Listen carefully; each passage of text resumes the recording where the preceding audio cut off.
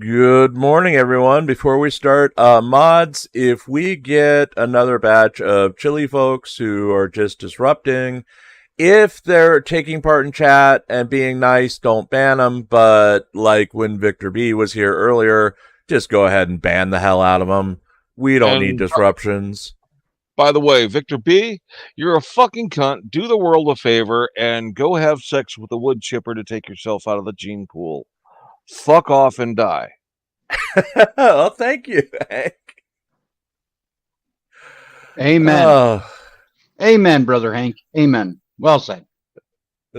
Seriously. Yeah.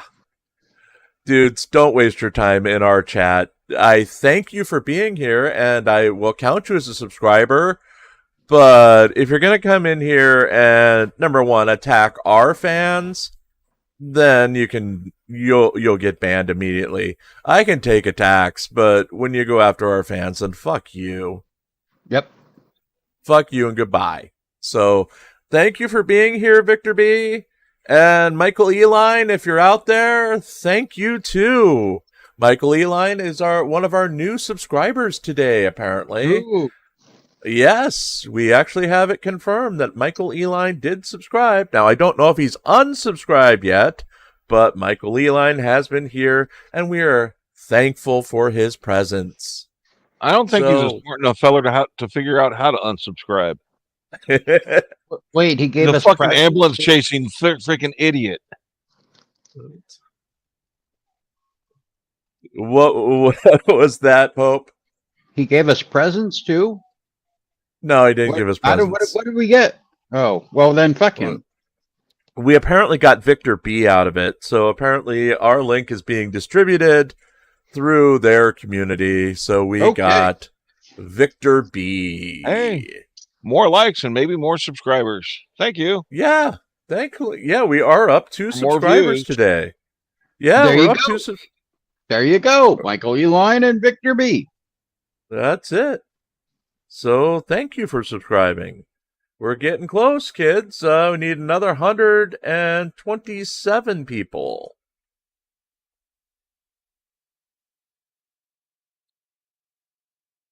So, any minute now, Jose Maria DeCastro versus our Nevada judges, versus the state of Nevada, or the state of Nevada. I'm going all in on Alex on that one. So who's going to win today, panel? Who's going to win? The Toronto Blue Jays. Okay. How about you, Pope? Red Sox. Always the Red Sox. I'm going with my Seattle Mariners. My Seattle Mariners will take them all out. Uh-huh. For the first time, we actually have a team. So, since the 90s. Will they take them out to Arby's and get pissed off when they don't put out? Ooh. Probably. And then say they're going back to Colombia to get their real women. Okay. Yes. That was hilarious, though, when we did go over yesterday. The flashback was to Chille's social media activities on July 9th, 2023. And one of his statements was, it's too hard to date American women, and that he was going to go to Colombia to find a real woman, apparently. I guess real woman translates to mail order bride. Probably. But this was last year, and we were like, didn't Floyd just say the same thing? And yes, Parsons, we are live. We are waiting for our Nevada judges to start. Well, they do take interest in the same women, like Dollar Hides. Oh, Dollar Hide's wife, that's right. Yeah. Oh, Lord. Oh, I could go. I can feel it in the air tonight. Drum solo.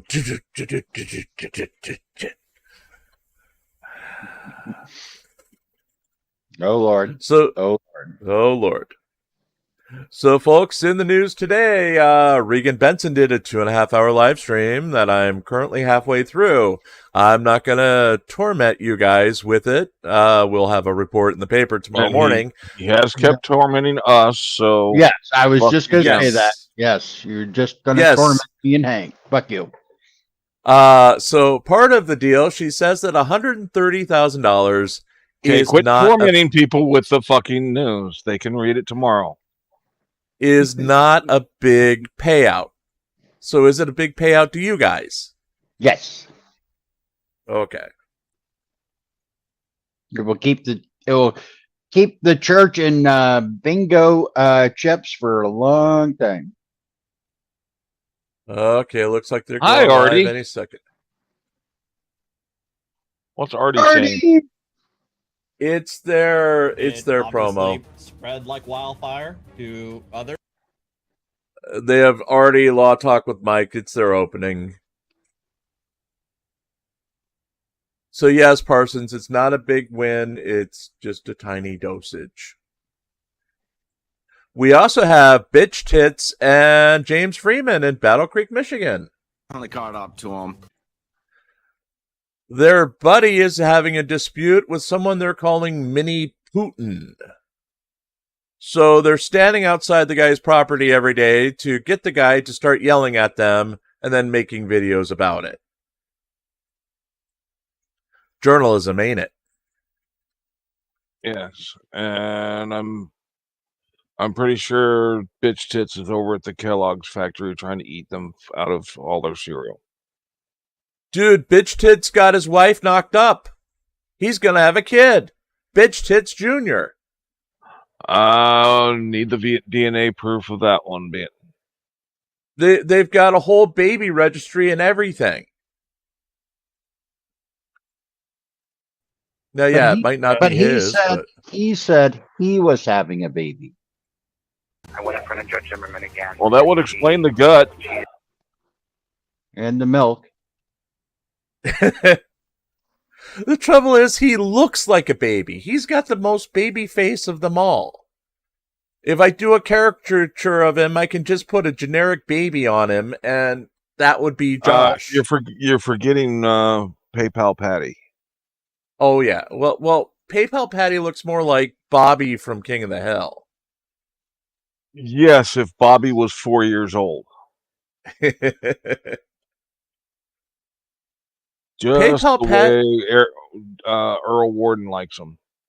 Oh yeah. PayPal Patty's been back in the not in the news, but he's been back auditing again.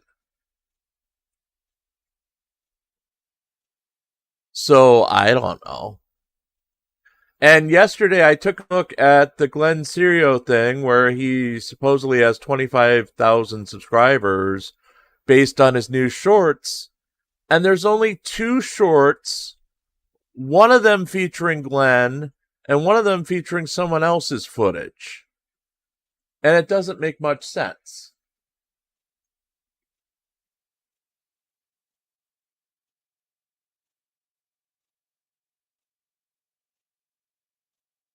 And the video, his short was pretty okay. The short basically was that a cop had yelled at him from another car saying that he never uses his turn signals. Glenn said, "Let's talk about it. I'll follow you." And the cop was like, "Where do you want to talk?" He says, "In the parking lot." And so the cop goes first, pulls in the parking lot, and of course Glenn never turns in. He just keeps going. And that is his video that did something like 5,000 to 10,000 views. Such a burn. Yeah. He got the cop to pull into a parking lot.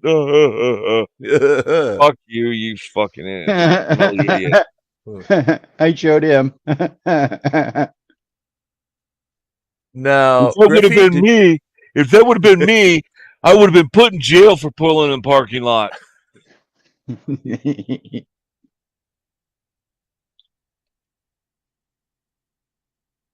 Pope, you can explain. Griffey asks, So what does the WFYC stand for at the bottom right? And that's our station, 99.9 WFYC YouTube. Now, Griffey, did you pay the tithe or is it tithe? Tithe. The tithe. Tithe. It's Tithe. There you That stands for wildly fun young cunts. go. There we Sure. go. Sure. So, Griffey, did you pay up to the church? If you paid up to the church, I may give you a wrench. But remember, we're taking the Floyd Wallace strategy from now on, Yes. I think. Yes. Good but you're- afternoon, you're everybody. My name paying is Scott. tithing, We're not for here a wrench. on our Nevada Judges, and I am your host. We've got an interesting topic today. We're going to be talking about the First Amendment. What Oh, God, that's a replay of that one. Yes, and I don't think either one of those two attorneys actually watched any of Chille's trial. Oh, God, Because- Pants says there's an actual WFYC. Yes.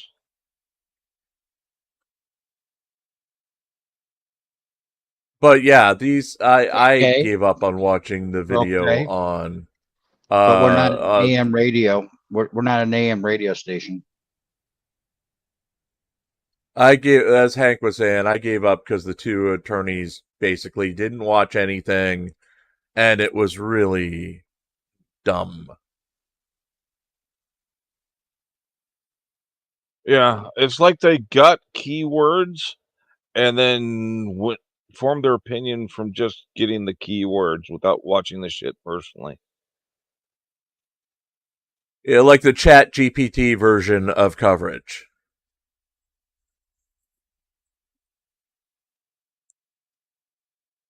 Oh, come on, that was a good one.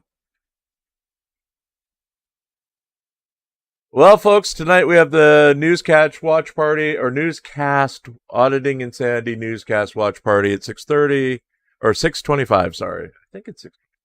Check the time. We'll be going over the news when it comes out. We do not have an evening show tonight. Tomorrow night, actually, tomorrow, what do we have tomorrow? I don't even know anymore. I don't know what day it is. I'm Hiya, recording the news. Facebook Fonda Cox. How you doing? Is she out there? Ooh, cool. Hey, Facebook Hey, Fonda. Fonda. Somebody's not paying attention to chat.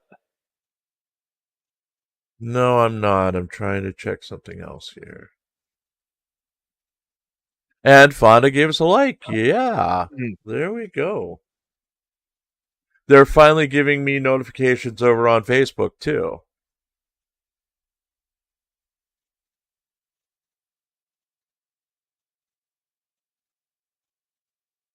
NCR, we may get to drunk girls later. Oh, I was So- going to say, if you ask Nice Cicero, might do some day drinking for you. Sister Old, what's in your coffee cup? Folgers. My dad used to drink that. That's what got me addicted to coffee. Folgers? Like that Yeah. instant crap? No, when they had the big jars where you put 4 scoops in the coffee filter. In the percolator. Percolator. Okay, 4 scoops sounds like awful weak coffee.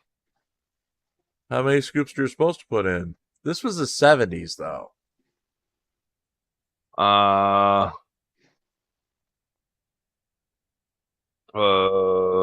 At least a scoop a cup.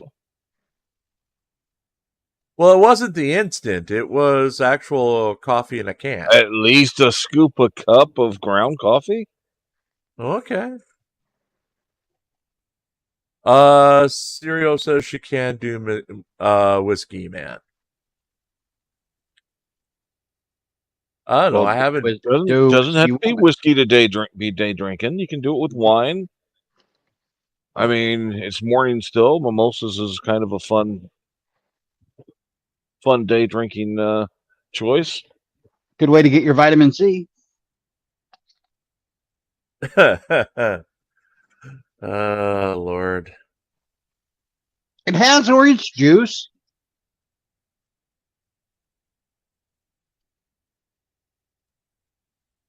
Well, you can drink it. In the 70s, coffee was probably laced with cocaine. Sure. And let's see. Shuggy's asking, are you drinking flavored coffee again? Banned cereal. And cereal wants a fuzzy navel. What's a fuzzy navel? It's a mixed drink. Chick drink. What's in it? I don't drink, so I have no idea.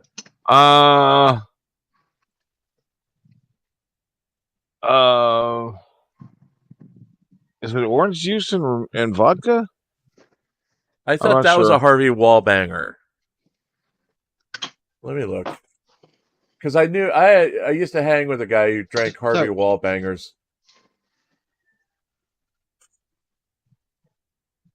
Let's see. Fuzzy navel.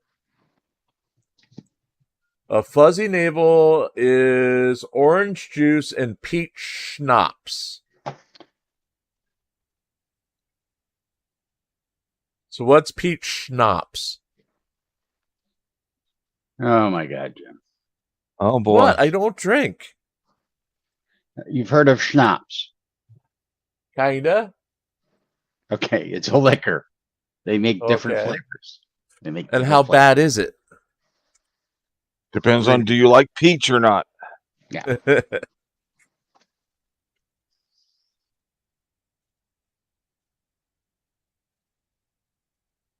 And a Harvey Wallbanger is orange juice and vodka. Messierno, I can't say it. Cherry, orange slice. Maraschino cherry. And well, says he still hasn't been able to pronounce Cicero right, but no, I just call her cereal. I call her cereal, as in breakfast cereal. Okay. That's what I always call her.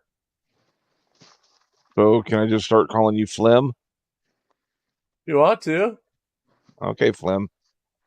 It's better than Fletch or Felch or whatever Victor was calling me, which is straight from. Didn't Coded call me that for a while?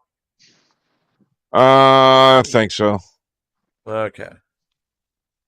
Yeah, that's what he was in the room. He was in the room targeting some people, including Gia. So instant ban. From now on, you're Phlegm Bench. Phlegm Bench? Yep. Okay. I like Phlegm Bench. Oh, Victor B is a coded simp. Okay, I got it. Thank you, Shuggy. Sirio says, because I am cuckoo or Fruit Loops. It's okay. Call me bad girl if you like. She doesn't care. Talking about a bad girl, bad girl. So we're 10 minutes in, and I didn't think it would start on time. Chille was sure 9 a.m. 9 a.m. exactly. There's a Victor A, Griffey? Shuggy, quit getting creepy with Cicero.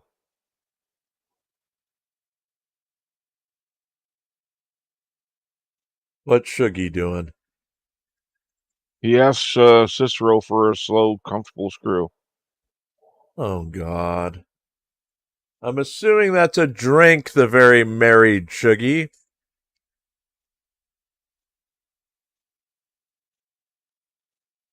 Keep it up, Shuggy, and I'll play the Regan tasing video.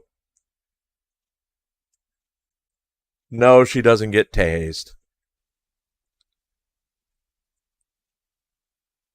We know that because there would be about 50 channels playing it nonstop. Well, can you imagine what would happen if she got tased? it would be everywhere. Uh-huh. And it would be even the other side, because that would be another Carolina and Fort Worth.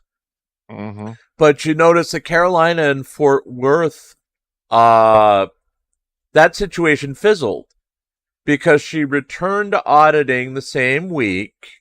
She's not horribly disabled, and the video left more questions than answers. They thought this was going to be a home run.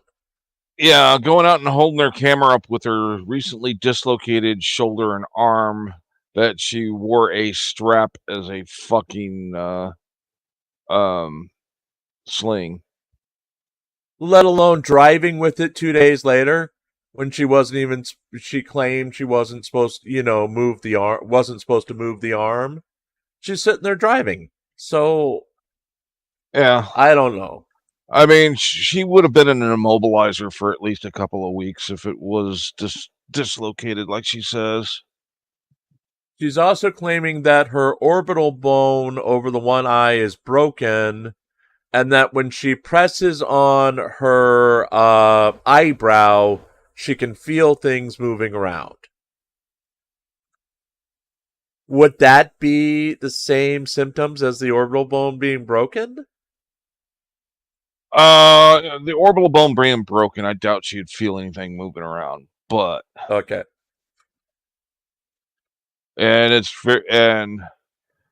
of any skull fracture, an orbital bone fracture is probably the most common because it's very easily broken. Right. I remember when one of the Road Warriors accidentally broke his in an angle. He had to wear a mask for a couple of weeks. No, they threw him wrong. He wasn't supposed to hit it was him, the Powers of Pain versus Road Warriors. He wasn't supposed to hit the way he did they were doing a bench press challenge, and the Powers of Pain attacked him and threw him into the barbells, and he just tripped and smacked his face when he was supposed to put his hands up instead, and he legitimately broke his orbital bone.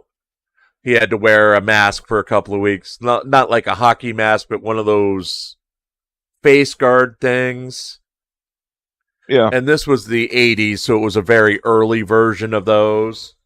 But yeah, he Joe hurt himself on that just because, your feet get under you and you come down in a face of barbells or a stack of barbells, and you're going to feel it. So those masks were fairly popular in the NBA.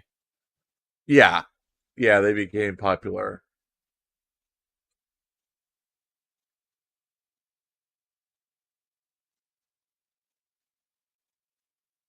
And Rose sent me a message that she hates sand. So, I'm not going there. So, no sex on the beach for you. I said I wasn't going there. Hi, hon. Glad to see you in chat. Oh, where is my... yeah, Sean, Joe Laurinaitis. Animal. He died. Both Road Warriors are dead. Joe died a couple years ago. Hawk died in the early 2000s. Decided to move on his own. Everything out of the garage, all the heavy stuff on his own, and apparently blew up his heart.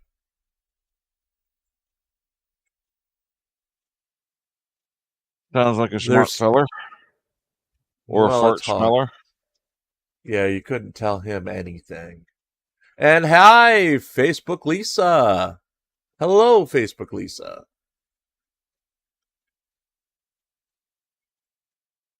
Sirio says that her favorite drink is amaretto and cranberry. When you want to get a buzz and treat a UTI. Well, that explains some things about people I know.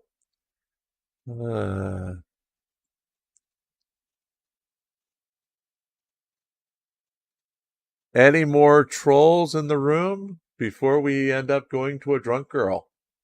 I do have a drunk girl ready. We could pull up. Why are you threatening us? Well, we've been on 26 minutes and no drunk girl and no our Nevada judges. Griffey, I have not been called Snookums yet, other than by Phil. Right, Phil? Well, Griffey was asking Rose if you've called her Snookums. Oh, I don't use that term. Fraudulent troll. What the fuck is this shit? Why am I banned? Are you still? I have no idea who you are. Fraudulent troll. But if you're Victor B, welcome back and thank you for the subscribe. Yes, you are. And if you are Victor B, please go have sex with a fucking wood chipper to take yourself out of the gene pool.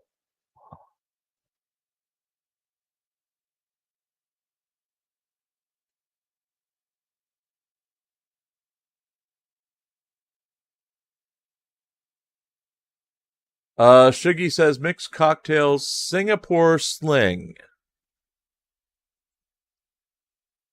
In the long bar at Raffles in Singapore, mojito at Bacardi. Okay, what's any of that mean? I need a posh to English dictionary. Okay, Singapore sling. Let's take a look at that one.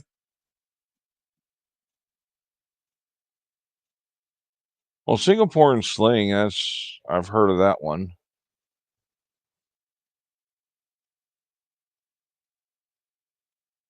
But mojito at Bacardi, I'm not sure what the hell he's referring to there.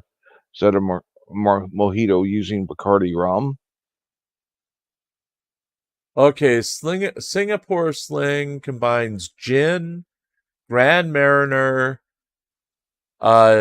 cherry liqueur, herbal liqueur, pineapple, lime, bitters, and a club soda.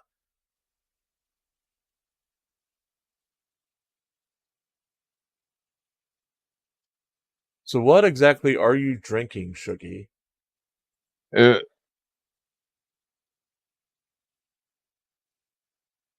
mean, is the Raffles Hotel a hangout for Coded as he's looking for lady boys? Now, his wife was not a lady boy. She was purchased. He's told us she was it was true love. I think it was just a rental.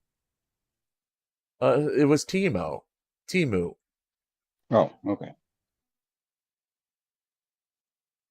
I will have sex. Well, Frederick, my mom's not dead, so bye-bye.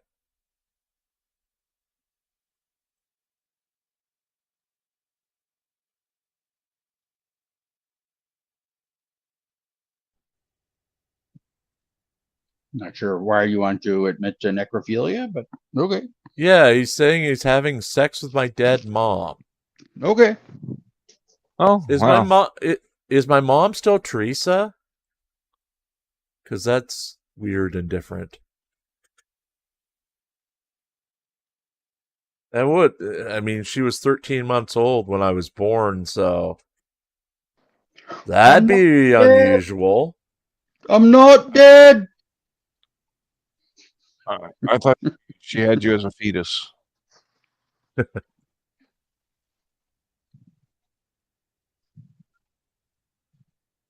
Maybe? I don't know, but let's see.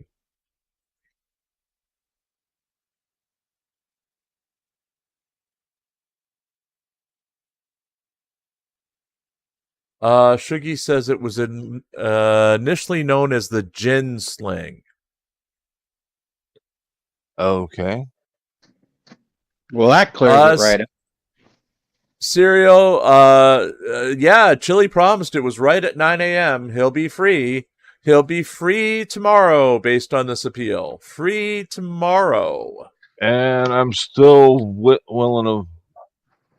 put money on it that Chille's not going to be there.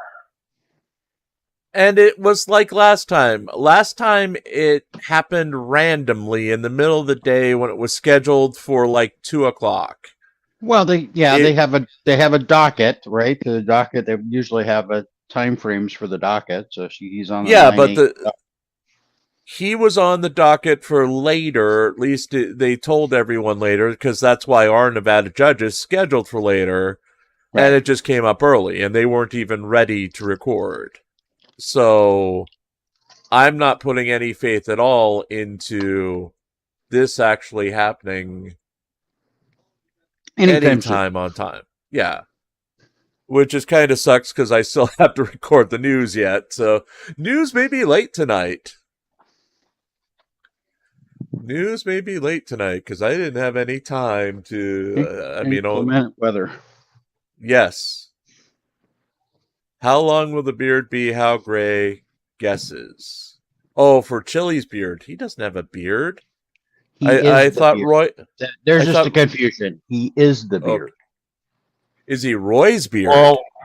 Well, maybe he's finally got with his testosterone injections. He might actually be able to grow facial hair. You know, he had some on that first hearing. He had a little bit of stubble, so it may be coming in. I wonder if his pubes are coming in.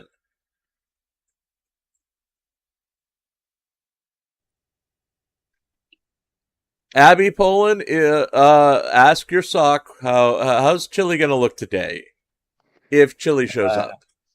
He's gonna look tearful and sorrow, really sad. Will he be in the orange jumpsuit? Yes, he will be sporting that sexy orange jumpsuit. Will he be in chains? Oh, I hope so. Becca, you don't like discussion of Chille's pubes? Remember, Garth got them late, too. Tomato says, ONJ says in their chat that little Jose is actually there. And he's in a blue jumpsuit. Ooh. He's got his power jumpsuit. Well, no, he was in a blue jumpsuit the last time he was being a crybaby in the back of. That's true. Yeah, you're right. That's true. Yeah. Blue jumpsuit in court. Oh, good Lord.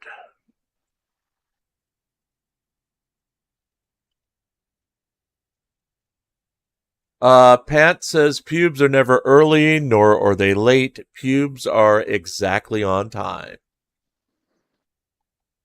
Okay. So, Griffey, remember to get your teeth into Pope Phil. Pope Phil, take the notes. Tithing, yes. Take the notes down. All of these people owe you money. He takes the notes and he rubs it into his skin. Just don't have any pubes stuck in your tithe. Yeah. Probably be painful. What is it, menentite? Do you have to wear the little hat if it's menentite? Yes, you do. You have to wear the little Pope hat. ETA is exact time of arrival. Okay. ETA is estimated time of arrival. Time of arrival, yeah.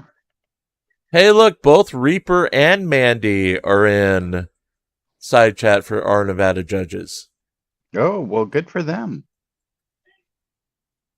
Yes, I just pulled it up on the screen to see if they're actually saying anything. Well, because they're a channel that probably doesn't know the saga of Mandy. Yeah.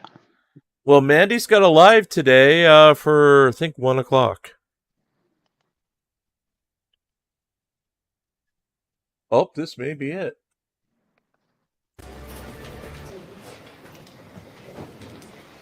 Quiet in the courtroom. Quiet in the courtroom. Page 1, Deborah Jean Trope, C376548. That's not Chille DeCastro. Maybe you got a name change. Okay, good morning. Good morning. We got a copy of the He can identify however We he'd have a like. copy for you, so. And yeah, it's sponsored by Patrick Darcy. Okay, there are two. Good afternoon, everybody. My name is Scott Coffey. We are here. Oh Tell you that, God. if you look back 20 years, officers were falling for these First Amendment auditor audits left and right. They go right back to that, for goodness sake. You better watch out.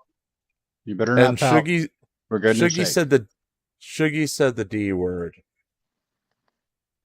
should Shuggy. basically being, they're just That he's a Democrat?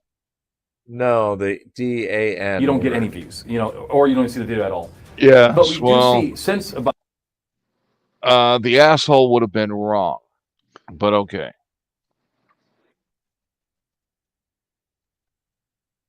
Rose wants us to play some drunk girls. And Pants is calling our Nevada judges a tease. Well, you're whipped, so yeah, I guess we'll go with that. What, you want me to play some drunk girl? I do have one standing by. But it's your call, Phil. It's your call. Can I phone a friend? Okay, you can phone Hank. Hank, what should we do? Not drunk girl. See? See? Rose says 1 for drunk girl. And it was a good drunk girl, too, I think.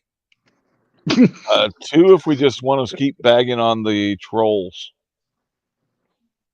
Let's see. This is body cam arrest. Drunk 18-year-old pops her car tire and is arrested for DUI. Ooh. Well, let's see if there's a BAC. Well, there's just as many votes for keep bagging on the trolls as for drunk girl so far. Oh, now we're 3-2 bashing on trolls. But we banned all the trolls. I got rid of them.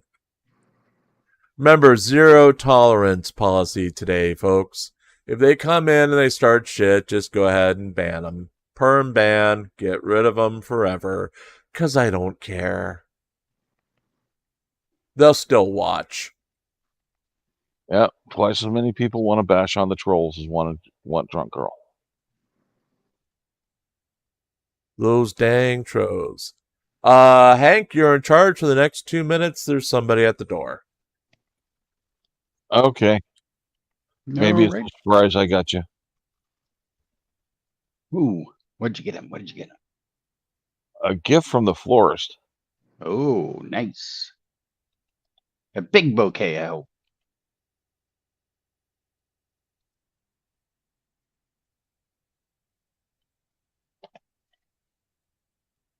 So what have you been up to today, Phil? Work. What's this work you speak of? Yeah, I don't know either.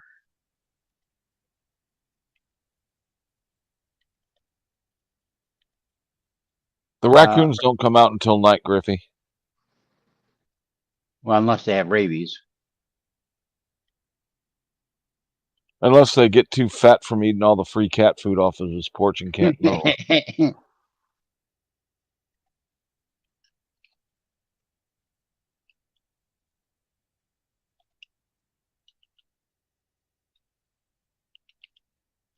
My wife left me, Hank. Yep.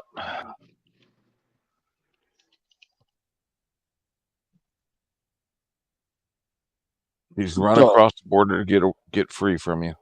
She did actually run across the border. She ran across 3 borders, actually, and possibly an international border. Uh-huh. Okay. It wasn't FYC come to kill me. It was actually UPS. Come to kill you? Oh, Well, I thought it remember he might have said been it's- the delivery from the florist I sent you. Oh, Lord. No, remember, FYC has been promising to come to the house and burn it down after talking to me. So, yeah. So, we'll see. If the house ever burns down, guess who's guilty? 100%. Yes, I would agree with that. Well, that would make I mean, one time he actually followed through with what he said.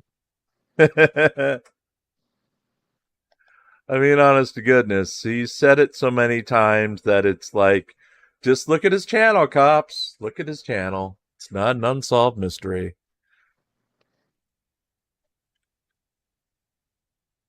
So waiting on him to go pick up Chille with a bounty. Oh, hunter. yeah.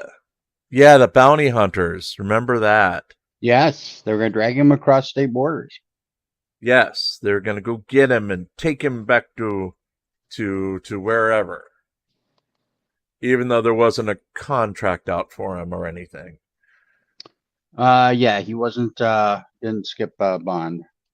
Good bill. Let's see, 12:32 p.m. Oh, you can bounty hunt if they've actually offered a bounty for, like, your FBI most wanted. I think there's a bounty for information. Well, yeah.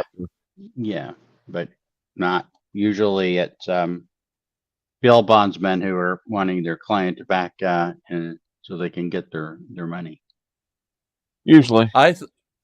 Plus, I thought Ohio was paying to keep him away. They don't want to deal with him. It's like, yeah. They're not paying to keep him away. They're just not paying to pick him up. Well, what if they decide to, if they find like another state that may have a warrant out for his arrest? They're not doing an exchange, no. Could they pay to transport him somewhere else? I don't know. Maybe. We'll pay for the extradition. We'll send him to. Can we extradite him? Can we extradite him to North Korea? We'll send him to Texas. Your governor likes to send people other places. I mean, he wants to find tyranny. Let's help him out. Plus, what do you call it? It's better living conditions in North Korea than he had here. Now he might get all. He might get all those indoor plumbing there.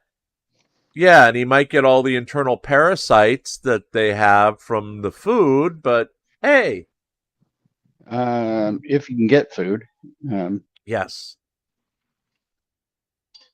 And if he says the wrong thing to the leader, they just get rid of him. But he's as cool as Dennis Rodman, remember?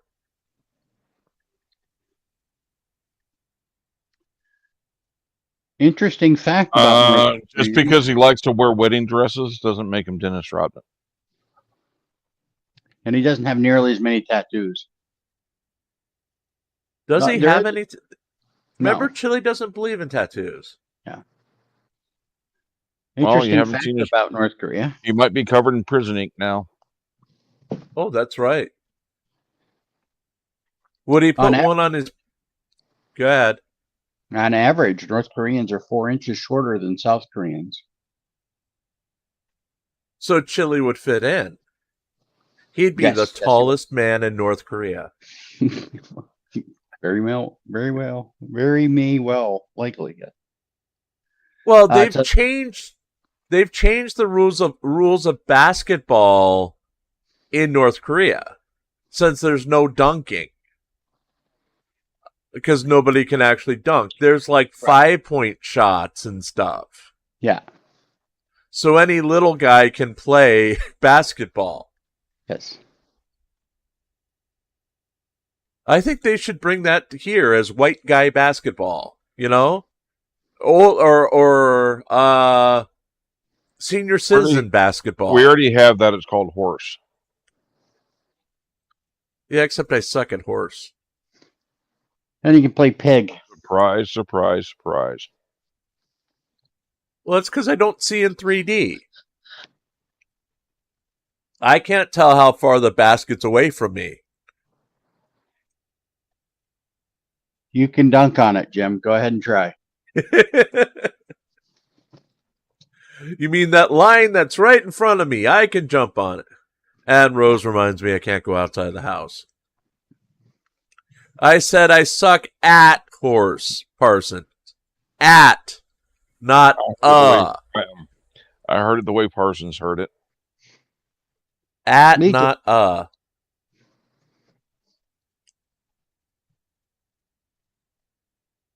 Sirio says, oh, I'm seeing Chille as mini-me with his own Dr. Evil.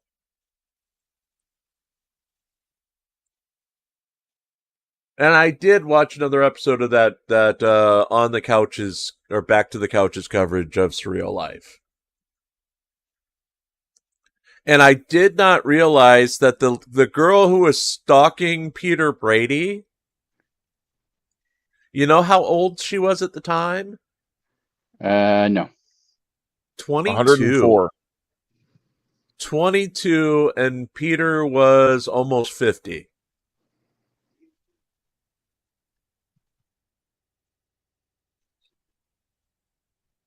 And yes, they eventually divorced.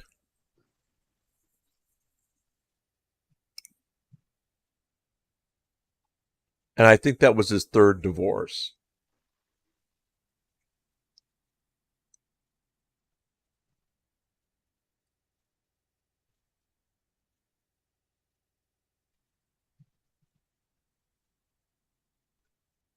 Oh, pants. Let's go to some drunk girl. Sure, let's try it. So we have 2 votes for drunk girl. You still a no, Hank?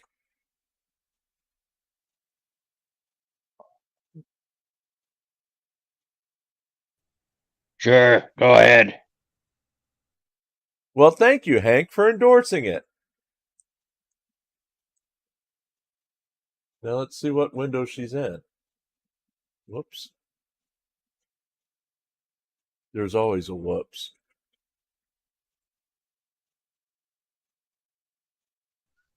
Rose, you're in trouble?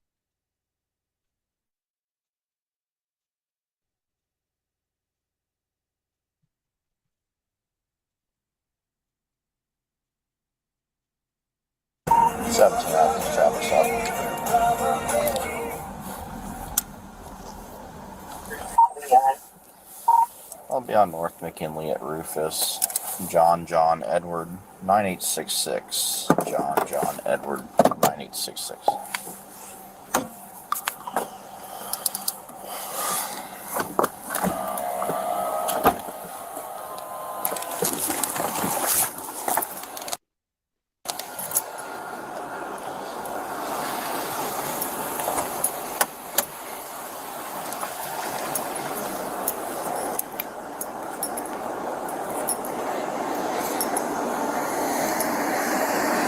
Good evening. My name is Officer with the Athens Police Department. The reason I'm stopping today is you rolled that stop sign back there. Do you have a driver's license and insurance? Yes, I do. I just caught my tire, so I'm just trying to get back in my garage. Because I have to drive home tomorrow. Okay, do you have an insurance card with you? I think so. My mom just got a new job, so I'm not sure which one is the correct one. Okay. Wait, is car insurance now covered by jobs? Yes, there's napkins. There should be. Oh, wait. Yeah. I don't know. These are car insurance, not medical insurance. Oh, medical. Okay. Where are you coming I'm from not tonight? sure if this is like the right one because. Okay. Where are you coming from tonight?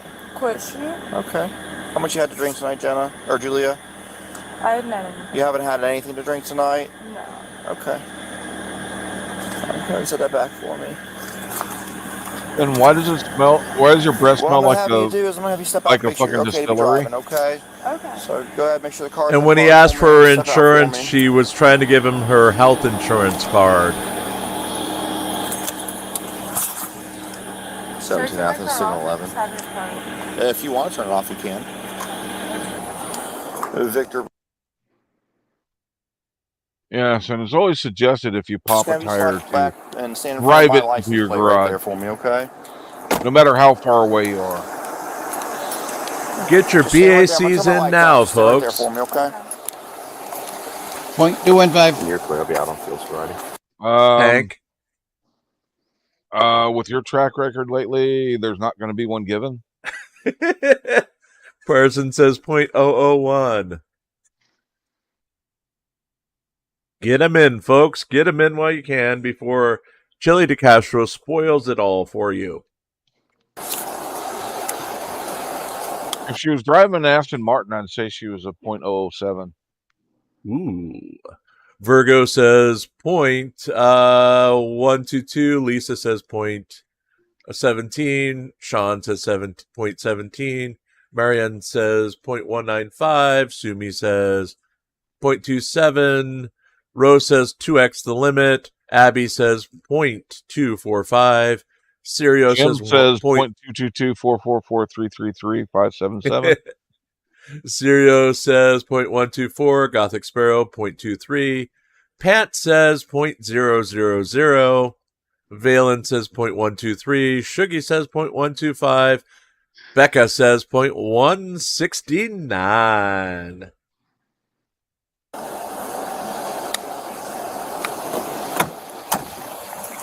I'm on the radio 17. Okay. Maybe step around here for me. Should I turn around? I just want you to stand right there. I'm gonna have you take one step off my bumper there. All right. You haven't had anything to drink tonight at all? Yes, you have, or no? No, you I haven't? haven't. Okay.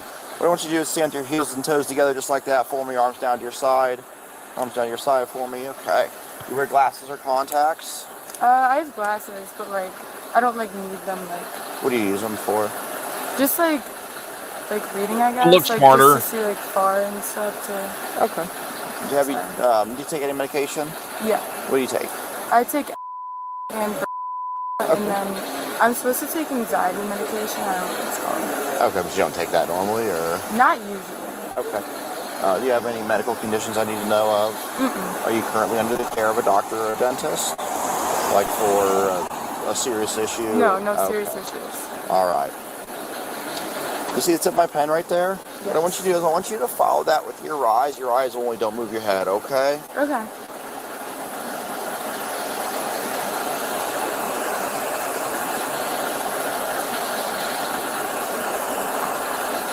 All right. Do you have any issues following that?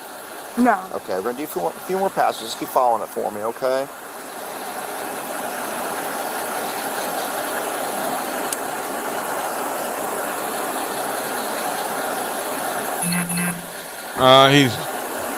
The officer's messing up. He's not making round noises. I need you to stare at it all the way until I move it, okay? Just keep staring at it for me, okay?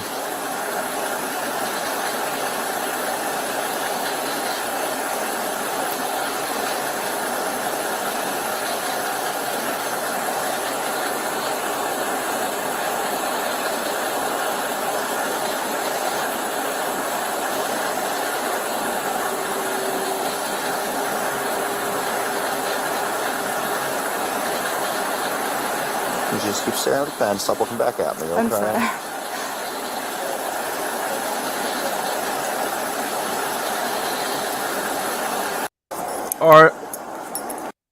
Our Nevada judges posted there's a light stack of appeals. It seems Judge Levitt wants to do Chille's last.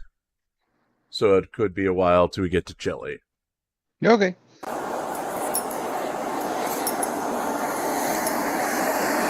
Good evening. My name's Officer with the Athens Police Department. The reason I'm stopping today is you rolled that stop sign back there. Do you have a driver's license? Oh, and crap. Yes, I do. I just caught my. Just go ahead and put your arms all the way down. Imagine a straight line right here in front of you, okay? I want you to place your left foot on that imaginary straight line. Place your right foot in front of it just like this, touching heel to toe. So go ahead and switch You your feet weren't around watching, for me, were left you? foot, and then right foot in front of it, touching heel to toe for me. it wasn't. Can you switch your feet around? Right foot in front of your left one, okay? And have you put your arms down. What's that? I'm just like shaking right now. Okay. Just go ahead and put your arms all the way down to the side for me. I want you to just stay like that until I instruct you to begin the test. Do not start until I tell you to do so. Do you understand what I'm asking? And confirming that Michael Eline is not there. He's still in Texas and in the R Nevada judge's side chat. You would think he, of all people, would be there. Go ahead and get back to that position for me.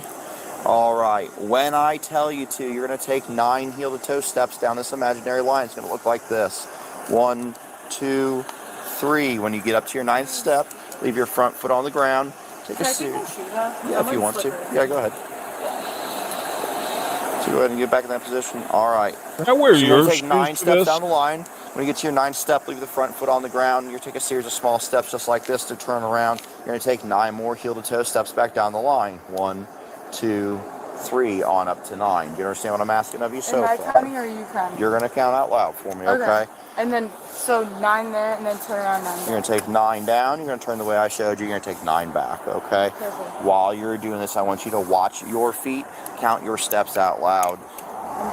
Make sure you keep your arms down to the side, and once you begin the test, do not stop until doing it back to the position. I'm sorry, I'm just like nervous. Once you begin the test, do not stop until the test is complete. Okay. You have any questions? You understand everything I've asked of you? Yes. Nope. 9 there, turn around 9 back. Yep. All right. Whenever you're ready, go ahead and start. 1, 2, 3, 4, 5,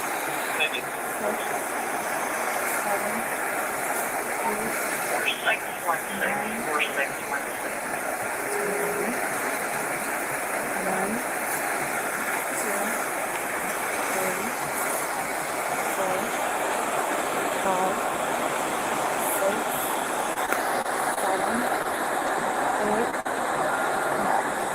All right.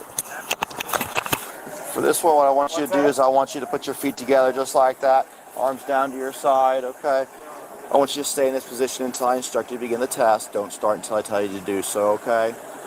When I tell you to, you're going to raise whichever foot's most comfortable for you, about 6 inches off the ground, just like this. You're going to leave your legs straight and your foot parallel with the ground. You're going to look down at your toe. You're going to count 1001, 1002, 1003, and continue counting like that until I instruct you to stop the test. Are you good with the passengers leaving? Yeah, the passengers can go. I don't want them to leave me. Do you understand what I'm asking of you? She's pissed. I don't want them to leave me. So, Don't leave. They're going to go party without me. When I tell you to, you're going to raise whichever foot's most comfortable for you, about 6 inches off the ground. You're going to leave your legs straight and your foot parallel with the ground. You're going to look down at your toe and you're going to count. I know, I got all this gear on. You're going to look down at your toe and you're going to count 1001, 1002, 1003, and continue counting like that until I instruct you to stop the test, okay?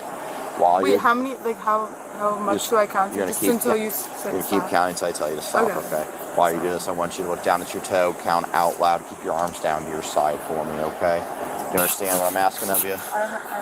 Any questions for me? All right. Okay, folks, we're going live to Chille in 1 second. 1000. Time's up.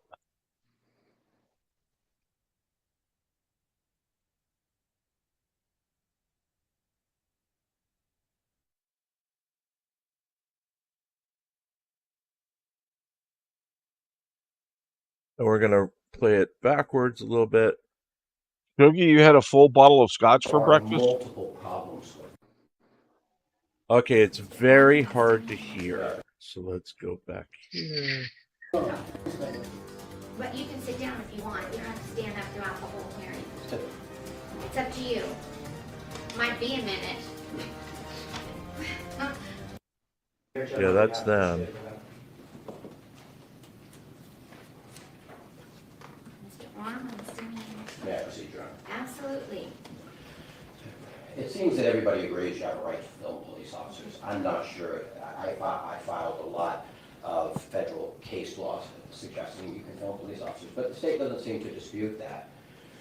In this case, you have a person who, for a living, this man for a living, that's his living, he films police officers. He has more than 500,000 subscribers. He is very, very famous as a First Amendment auditor. He's known as he testified around the United States and does this constantly. Doesn't mean it's right. There are multiple problems with it. It goes to trial, so let's start with what really happens. There's a letter written to the judge, and I cite to it, and you have a copy in the appendix.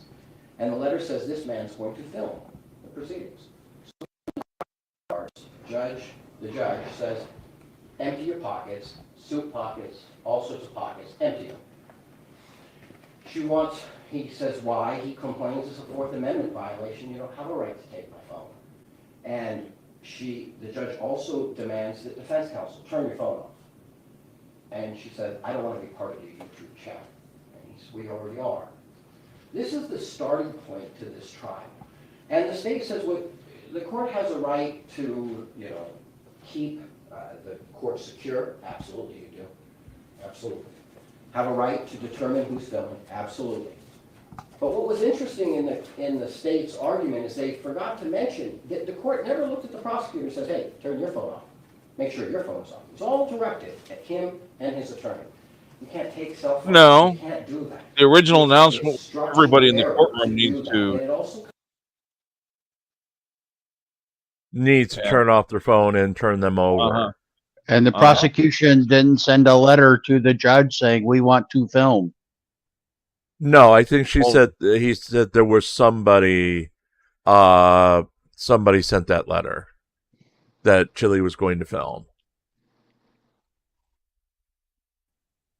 Kind of shows that the court had an animus towards Mr. DeCastro, then judge. He makes a statement to the marshal. This is unacceptable. It's unacceptable. It's clearly unacceptable. The judge was agitated by it, understandably so. As I look at that, I'm like, I come in these courts all the time. You don't get to call a marshal what he gave. So, I understand. That's a different matter. He's not on trial for calling the marshal a name, which he should have called. Maybe you could hold contempt proceedings for that.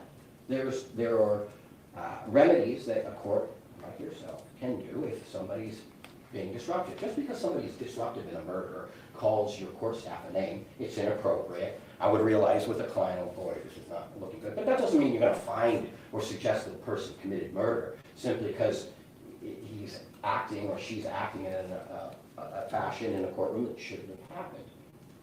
But it was clear then that the trial was going the wrong way. So when we look at the facts of the case, that the police officer testifies that this auditor approaches, says that he's a member of the press, identifies him immediately as a member of the press. I have video here. No, he didn't. I also have exhibits.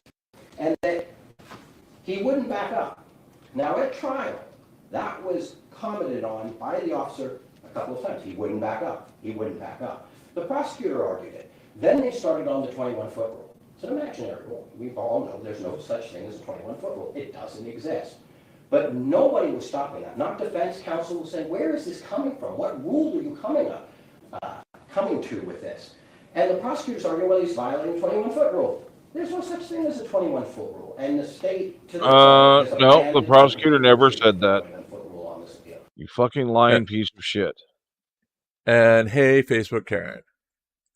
They don't argue. Testify it was something he learned in the academy. Yes. But I understand what it is, Judge, because I've used it myself in murder cases, and that is what they're argued that my clients are enduring is that if a man, an assailant, comes at an officer or a citizen, within 21 feet, you won't be able to draw your weapon. That's what they're taught. So it's something that we use in a self-defense case. Oh, look, the guy was, coming, and so my guy had no choice but to shoot. I understand that's what police officers So you're saying you agree it's a good idea to have a potentially violent person at least 21 feet away. Okay. Click is a First Circuit case, both the state and myself rely upon it. And in Click, I thought the language was so important to this case, because in Click, they begin speaking about that officers, in that case, person's filming on the Boston Common, filming from 10 feet away, 10 feet away. That's very relevant because the police officer in that case said Mr. DeCastro was 10 feet away. And so the First Circuit said that is 10 feet away, and then the First Circuit starts saying, police officers need to deal with provocative and challenging speech. They further identify that when a police officer comes in contact with somebody who's No being glasses rude or on Chille. obnoxious, that they feel like they shouldn't be filmed, that they shouldn't have to endure that.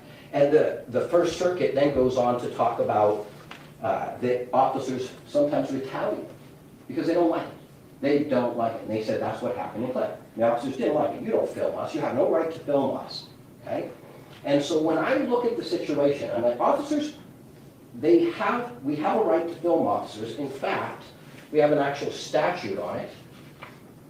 NRS 171.1233. This is cited in page 2 of my reply brief in footnote 1. Subsection 2, subsection A states, a peace officer shall not act to interfere with a person's recording of law enforcement activity, including, without limitation, by A, intentionally preventing or attempting to prevent the person from recording the law enforcement activity. You have a right to do it. We know it by statute, we know it by federal law. So, what does Mr. DeCastro do? When the officer tells him, back up, I can prove he does. I've attached the exhibits. If the state wants me to, I'll put it up and I'll show it, but we can see from Exhibit A that where Mr. DeCastro is standing, he's standing in a particular parking space. We can see in Exhibit B, he has now moved back into the back parking space. When I say back parking space, I know that may be not a good record, but he's moving over. Right, it looks like it's in a parking lot. Yes, it's a parking lot. He's moving from one parking space away. You can see it's away from the officer. So the state, to continuously argue he would not back up, why are they doing that? Because they want to say he won't. Because he didn't back up any further after being instructed to multiple times. Not too hard of a concept, you fucking idiot. Yeah, and he said no. He said no multiple times. And he backed up and said, I'm not moving any further. Yeah. Yeah, just the fact that he said no when and it came to the detainment part, I'm going to detain you. No, you're not. No, you can't. I would say, if you were asked to look at this case and say, what did Mr. DeCastro do when he was told to back up? He backed up a short distance. That would be fair. Maybe the court would not like that language. Say, maybe it's a few feet. But he did back up. What is not fair is he would not back up. He would not comply. He did not back up. And then the officer was asked, did you tell him how far? No, because he was disrupted. So I couldn't tell him how far. The 21-foot rule. There is no 21-foot rule. Click said 10 feet was fine.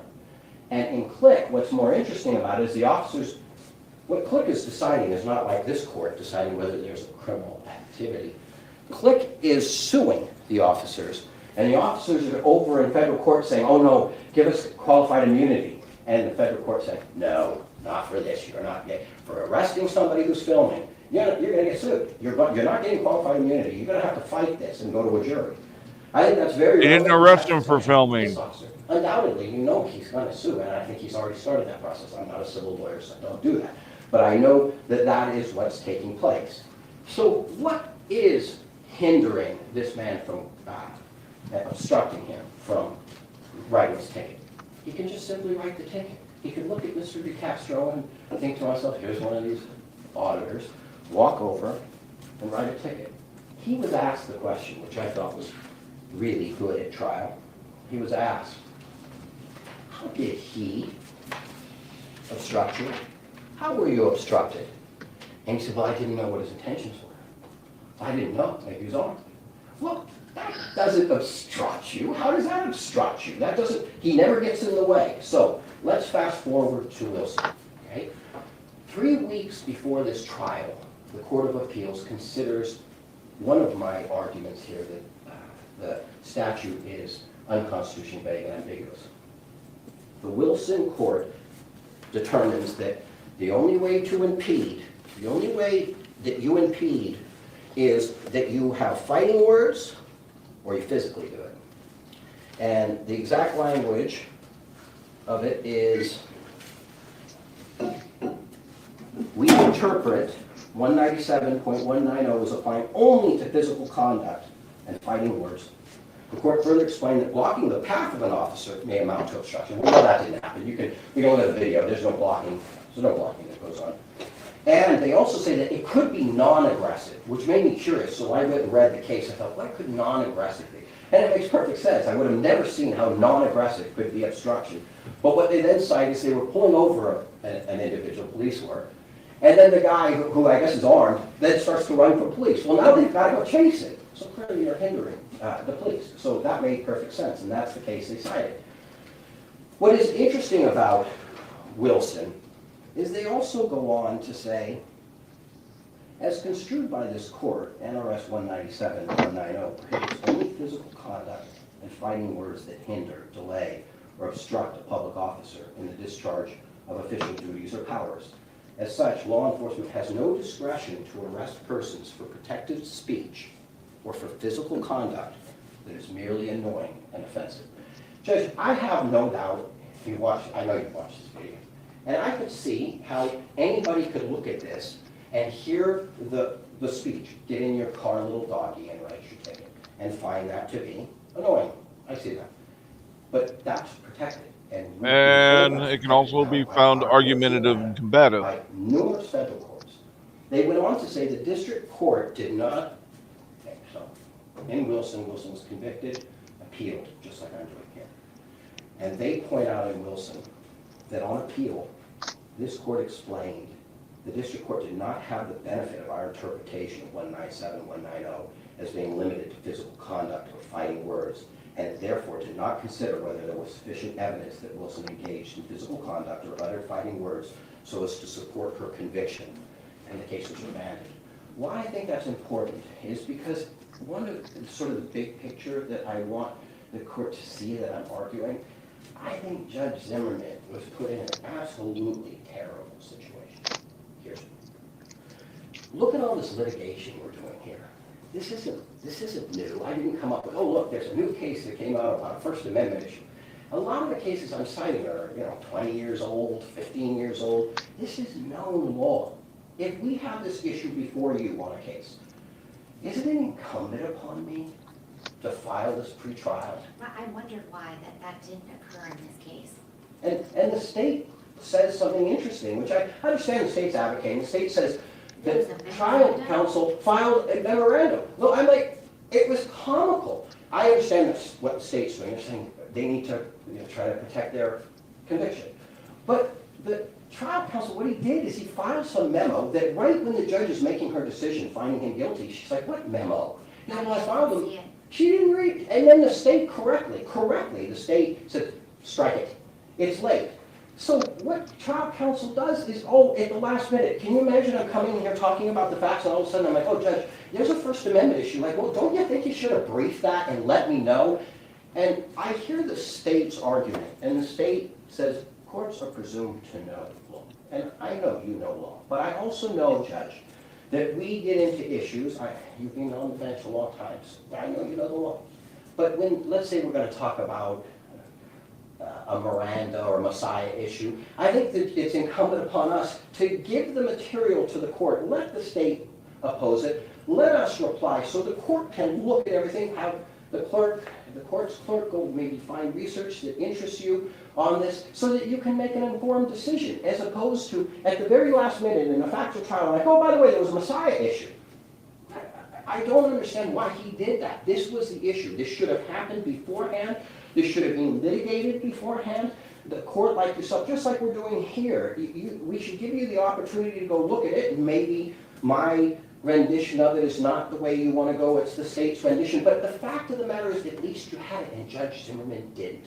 And that's ineffective, because he should have showed the court these issues. And if he had, just like here, the Wilson case would have come up. I know it was brand new. It was only 3 weeks before the trial. But then the court could say to the state, hey, you've got to have physical conduct or fighting words. We can't just do this on driver's safety.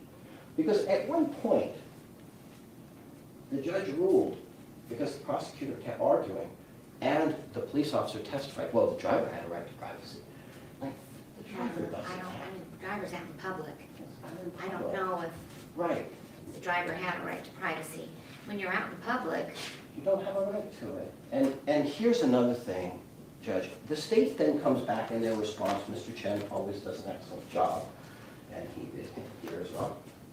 And he cites a bunch of cases, every single case. It made me realize when I read it that they have real legal problems. They've got problems with the law. Because what I did is I read every single one of their cases, and what I found was, oh, this is not at all what these things stand for. In other words, in fairness, they were saying their time, place, manner restrictions. Yes, true, the cases did stand for that. But let's start with Philadelphia, Fields versus City of Philadelphia. Now, when I first saw the video, what came to mind, just jumped to my mind, was I looked at it and thought, hey, wait a second. Didn't those people in George Floyd, weren't they filming it with cell phone? Now, I hadn't really followed it that much, but I kind of thought about it, and it ran through my mind. So I then started pulling up the exhibits that I put, and I looked at it, and I said, well, boy, those people are closer. They're closer than Mr. DeCastro. Another thing that came to mind is, although I didn't really... And there was multiple officers there, not just one. She's an off-duty firefighter, and she came to court with her uniform on. It was devastating for those officers, because she said, I tried to tell them, and then they started saying, if you were a real firefighter, you'd know not to get involved. And she said she started using profanity at the officers. And she, at one point, is within a foot of the officers. There's an Asian officer in the back of the vehicle, and she comes very close to him. When I look at that, I'm like, well, how is she not in the same situation as him? She's admitting she's using foul language. And I remember her trial testimony where she was crying, and I think it was extraordinarily impactful. I want to talk about something for a second, Judge. Police have to deal with difficult people. I know that because I witnessed. Also, Floyd was on a public street. Chille's in a private parking lot. Right by the door. Yeah. On private property. I seem to remember I was in a capital Yeah, trial. and it's a huge difference to be a lone officer and a group of officers. Yes. I do think Orem is doing pretty well with the judge. At least she's interacting with him, and he's trying to score his points. He is zealously advocating for his client. Yes. Yeah, he's actually doing a good job. Officer Hawks having to deal with, I don't know if she's a homeless lady or what, sort of small Caucasian lady, but out of control, and I'm watching, almost nobody's in here, and she's saying horrendous things to Officer Hawks. There comes back up, because I know there was a female officer, and they're trying to talk to her. Your marshal showed incredible restraint. I know that because I watched her try to kick him in the groin. She tried to kick him, and I watched it happen, and I don't think she was arrested. At some point, they did everything they could to just get her out of here. She was so obnoxious and abusive to your marshal, yet the restraint shown was remarkable. I remember that because I addressed it with Officer Hawks. How did you do that? To me, it was amazing that a human being could practice that type of restraint, and that's what he did. And that's what this officer should have done. He was angry. When the state says to you, and when the officer said, I was concerned for officer safety. No, he wasn't. At the point when he says to him that annoying language that we call, and the federal courts have said it, provocative and challenging, get in your car, little doggy, and write a ticket. First of all, he's telling him to write the ticket. He's not obstructing him. He's just, it's like a directive. Counsel, be quiet and sit down. Okay, that's a directive. But you're not obstructing me from being quiet and sitting down. He's telling him to do it. And so I don't understand how the state can argue when I can see it for myself that the officer was concerned for officer safety. When he says that, when Mr. DeCastro says it, you can see the officer just gets irritated beyond my God. You don't say that to me. He just comes at him. Could you? He doesn't pull a taser or anything like that. He's No. like, So Orem's a mind reader now. And he's trying to say, Yes. Orem's a mind reader. Because I saw no change in Bork's body language. Yeah, or affect. Yeah. Or affect, yeah. And until Chille was physically resisting. Yes. Then and it got more serious. Yes. And remember, afterwards, Chille would say that he's having fantasies about picking Bork up and slamming his head on the concrete to kill him. To crack his skull open. Yeah. Like a melon. Yes. I mean, but Chille's non-violent, so. Said, well, I'm a member of the press. I'm a member of the press. You can't do this to me. He tells him, call your supervisor. Don't do this to me.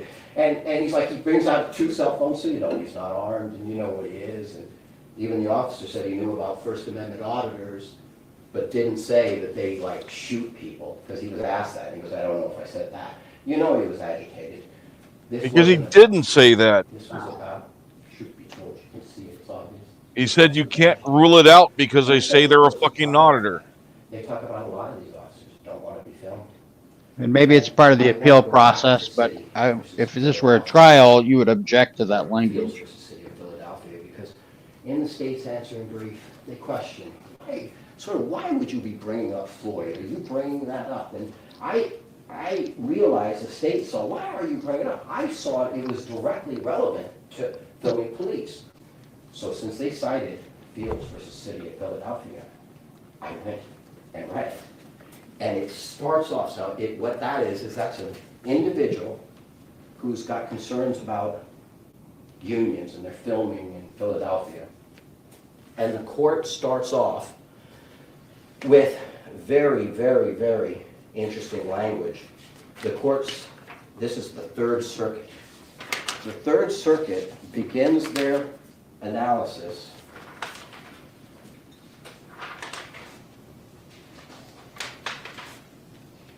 this is the start of the decision. In 1991, George Holliday recorded video of Los Angeles Police Department officers beating Rodney King. They continue to go on about that. I cite that on page 4 of my reply. This case involves retaliation. Individuals making recordings have also faced retaliation by officers, such as arrests on false criminal charges and even violence. And that's because they're recognizing this. The federal courts around the United States are recognizing that police sometimes don't show the restraint that Officer Hawks does.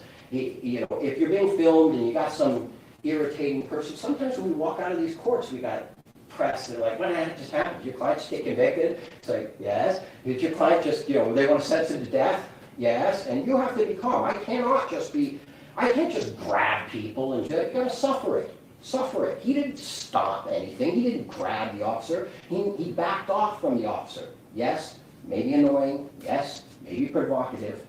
But it is not obstruction. It's not resisting. These are trumped up charges. And that's what the cases show. They can't show you a case. Not a single case could they rely on to show this is obstruction or resistance. Not once. And in fact, like I said, I think trial counsel should have presented it to the judge beforehand. Then the judge could make the correct decision without even a trial. I think if the court had seen it beforehand and not being so agitated by calling the marshal a name, that the court could have ruled that this is clearly protected First Amendment speech. Judge also, so I believe that I've argued that this is a First Amendment violation to convict him of it. It's also under the Wilson decision in the case, federal case law we decided it is clearly arbitrary and capricious. It's being applied incorrectly, and the court did not have the benefit of the Wilson decision because Wilson remanded it. Jesus, how long is he going to go? That did not happen here, and so that's a problem. They could care less about his filming. It's what he was doing as he was filming. Objection. Again, trial counsel didn't. My guess is he has a certain amount of time. He's going to take up as much of his allotted time as possible. Well, kind of like the closing arguments for the Karen Reed trial is they were given an hour, so they figured out they tried to fill that fucking hour. Yep. Right. Which they weren't given a time limit, they probably would have taken about 15 minutes apiece. Right. Objection. But in Echeverria and in Gurry was my case, it's murder of an FBI agent. There was no objection. It was well before my time, but I do it on post-conviction. I handled it on post-conviction. And it was that the trial judge had been, the FBI agent who'd been murdered, had actually investigated the trial judge. And so they found that that was an implicit bias, and so therefore there was reversal. The judge should have recused herself. She should have realized maybe I should hold this man in contempt, do contempt proceeding, and send this to somebody else. She didn't do that. But I also think it was incumbent upon defense counsel to do a better job and inform her of that. And that leads into my last argument of ineffective assistance of counsel. And I know that on appeal it's rarely considered. However, I cited case law that it's clear as day, and I think the court can already see why wasn't this brief? Why is this whole hearing not happening prior to the trial date, so that Mr. Chen or whoever, it was Miss Agnes Alexis, why didn't she argue this against trial counsel and let the court make a decision? Judge, under the circumstances, reversal's mandated. It just, in every different area, I think under the Wilson decision, I think under the Click decision, I think under every single decision. And so I just want to make sure, Judge, that I cover all my points before I turn it over, and that is, they say Mr. DeCastro was angry and hostile. No, this is what he does for a living. That's how he approaches them to see, can they handle it? By acting angry and hostile, whether the cops don't know whether he really is or it's an act. He did. I'll object to that as facts that are not in evidence.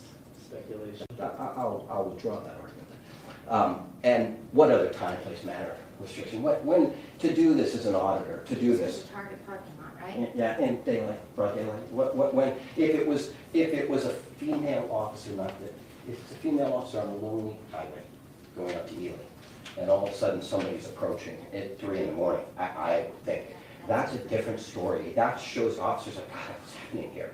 And it's fearful. He does it in the most common way. He comes up, I'm a member of the press, annoying, provocative, all of those things, but it's protected. It is one of the most, it is something that is sacred to what our system of justice is. And one of the decisions I cited said, this is the difference between us and a free society, where we can go up and be obnoxious to police. Hey, I see what you're doing. I remember from the time I was in law school, I cite the case, but I wonder if you remember, Mr. Chen remembers it, where somebody comes up to an officer and calls him a nigger, which I think is really, I remember as a law student, you shouldn't do that, that's bad, right? But the reality is, I then learned from the Supreme Court, it may be bad, it may be obnoxious. If it's your child, you'd be like, what did you say? But it's protected, Judge, and he didn't do anything to violate or have those protections taken from him. I'd ask that you practice. Thank you, Your Honor. First, I'd like to thank Mr. Oram. Considering that our response was called comical, I appreciate the nice words from him today. Regarding, first and foremost, with the ineffective assistance of counsel claim, even if counsel could have done it, we're still focusing on the prejudice problem. Ultimately, we're here, and this is the appellate court for this matter, so this court's going to make a matter of law decision. So I think ultimately everything regarding that issue gets resolved on a prejudice problem, whether or not Judge Zimmerman was apprised of the information that he wishes to put forth today. Now, with regard specifically to the First Amendment claim, Mr. Oram mentions that we cite to a number of cases, and the cases factually don't support our position, and I think we recognize that in our brief. There are cases where police officers have stopped individuals from filming encounters that they absolutely had a lawful right to do. This is why the court consistently talks about time, place, and manner restrictions. We don't doubt that that's the case, but to suggest that we didn't read those cases, I think is an unfair characterization, because what we're trying to focus on is whether the time, place, and manner restrictions were present in this case. Now, what I would argue, and what I think we argued in our brief, is cases like Glick are relevant to the extent that in that case, the individual clearly was not impeding, obstructing, or being a problem to police officers. The only thing that individual in Glick was doing was filming officers, and the officers were upset by it. That's a very different situation when we're talking about time, place, and manner in this case. Yes, it's in a public parking lot, but you have to realize that as the facts came out, that the officer was letting the individual film until he approached the driver. Now, I agree, privacy is not a thing necessarily in public, which is why we didn't argue it. However, there are other concerns for time, place, and manner regarding safety of everybody involved, including the fact that when the officer is writing a ticket, when the officer is communicating with this lady who's been pulled over, when that lady is sitting in her car and not free to move because she's subject of a traffic stop, that the scene needs to be secure. Now, I appreciate that the individual, Mr. DeCastro, could have plenty of followers, and he might have followers. I didn't know of him before this date, and it doesn't appear that the officer did either. So ultimately, the officer is treating this individual as someone who's filming, but doesn't know what the ultimate motivations are. It could be to film, it could be to do something else, it could be to interfere with the driver, and I think that's what the evidence shows in this particular case. Not only did he approach the driver, the key part where the obstruction begins to occur is when the officer asks him to back away from the driver. He says, well, I'm a filmer. Great, you can film, but I need you to back up. And again, we're quibbling over how much the backup was, but I think Clearly backed up. he backed up a couple of feet. There's no question about that. But I think what the officer testified to was he wanted it at a further distance based upon, in large part, how Mr. DeCastro was operating. Now, if Mr. DeCastro had backed up a number of feet and continued recording and wasn't saying and doing the things that he was doing, I think we'd have a very different situation. But the problem is, Mr. DeCastro is supposed to know that he has to back up further. the officer instructed him in the video that to continue backing up, and rather than backing up further, he stood his ground and said, no, I'm relying upon a fictional 10 feet rule, which I don't think is a matter of law. I don't think the First Amendment says 10 feet is automatically permissible, because you can do a lot of things. There are courts that have held 10 feet is sufficient. Depending on what the situation is, all right? And there's courts that found that that's not sufficient. We're an open carry state, for instance, so there are individuals who can carry guns. So if we were to say automatically that I'm 10 feet away, and that as a matter of law, that's sufficient, I think it's very different if the individual is doing certain things. If the individual has a grenade in their hand, that's why it's time, place, and manner specific. We're not advocating, I didn't advocate for a 21-foot rule, even though that's what the officer said he was trained to do, in that he wanted the individual to move back a certain amount. But he never vocalized that. He didn't. He never vocalized, said, hey, you know, I want you to move. Yeah, Chille's going to win right here. This line, don't come across this line. There was none of that because it happened so fast. I mean, the officer testified it was within like 10 to 15 seconds. Yeah, it's all on the video as well, Your Honor, so I agree that he doesn't give a specific number.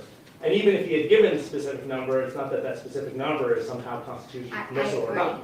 But the point is the manner in which this individual, who's unknown to the officer, is interacting with that officer in that very manner is what the issue is for us. And based upon that, the officer can't continue to feel that he can do his job, the traffic stop, speaking with the individual, of doing any records checks that need to be done, of writing the actual ticket, while this individual is yelling, refusing to move back at a further distance, and again, with unknown motivations.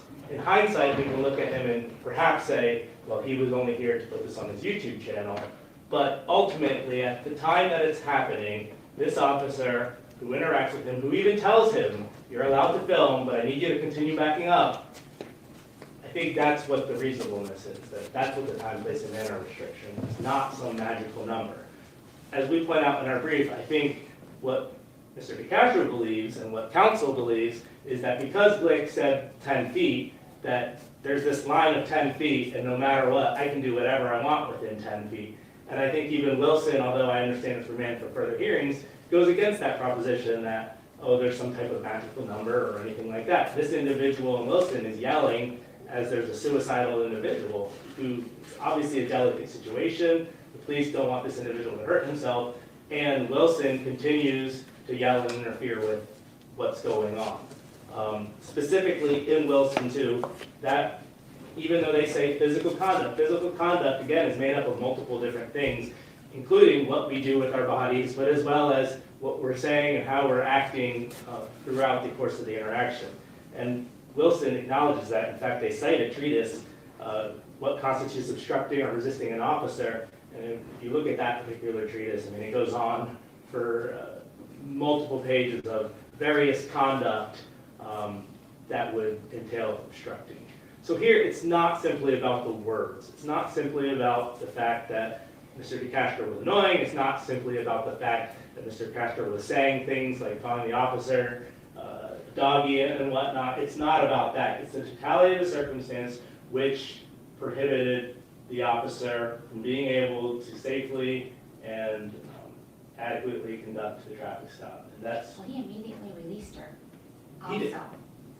I mean, he gets out of the car. I mean, it appears to me he was gonna release her regardless, because it was so fast.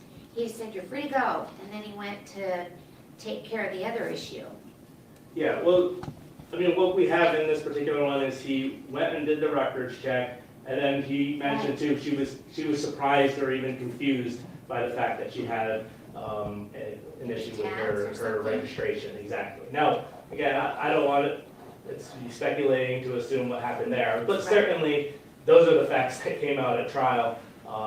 And so ultimately, whether he was going to take her or not, he may have taken her. Obviously, he pulled her over because the system, as he testified, said that there was an issue with her license. But because of the fact that this all went on, perhaps the obstructing was that he didn't feel comfortable to write. It wasn't worth writing this ticket. She already was informed of it so that he could deal with this other situation of this individual who was clearly obstructing with his ability to get to the very end of his investigation, whether he was going to release her or whether he was going to write the ticket. But the problem is the impediment is the individual who's continuing to yell and stand a number of feet You away. could never do that then, if all the officer had to do was say, because I had to go deal with this, I couldn't write the citation, right? I think it's time, place, and manner specific though. In this particular case, when you watch the video, I think he is that much of a problem that this officer ended up, talking to him more.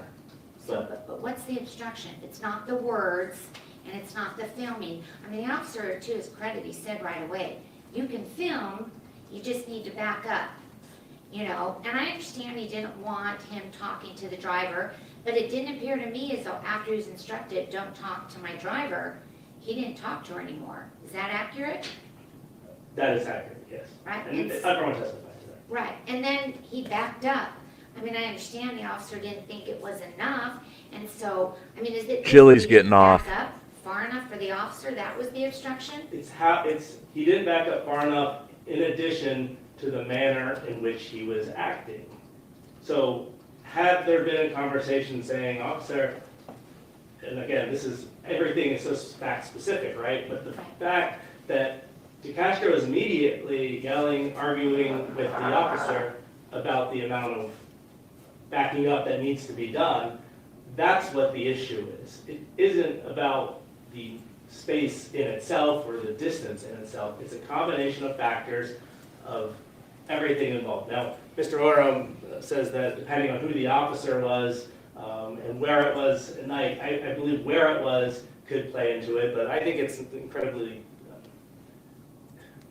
I think it's an unfair statement to assume that some officer, simply by virtue of being a female, would somehow be in an incredibly worse position, and that Mr. DeCastro, for instance, could treat her differently or would need to treat her differently than the officer that we have involved here. I think. Well, if it was in Ely on the side of the road at 3 a.m. on that road between the for any Reno and Vegas. Yeah, for any individual, I would agree. For any individual. I agree.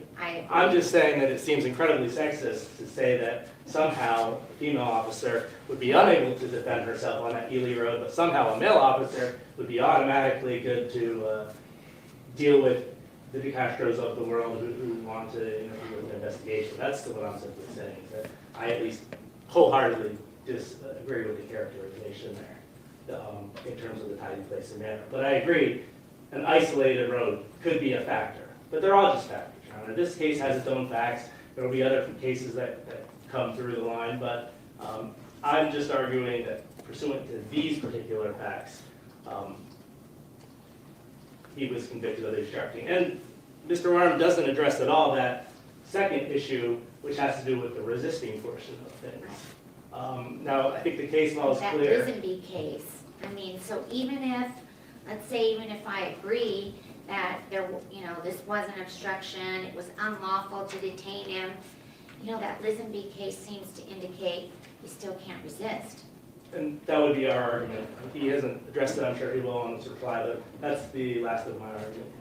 Thank you. And I'll address that. First of all, I didn't mean in any way, Judge, you could take the biggest male officer. I meant, just giving the scenario, it could be 1 in the morning, 3 in the morning, female, male. I didn't mean it that way. I just meant the visual of how it's different there.